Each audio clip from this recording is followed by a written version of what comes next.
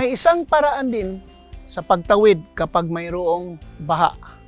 Tinatawag natin itong tandem or dalawang tao na kung saan ay hinahawakan nila ang balikat o yung tinatawag na shoulder strap ng ating flotation device upang sa gayon sa pagtawid nila ay mayroong stability.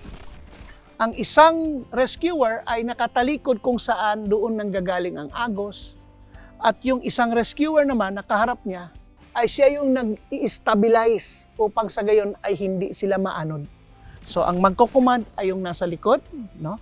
Papunta dito sila sa kabilang panig ng dinadaluyan o ng agos ng pagbaba. Ang baha ay hihiwa dito.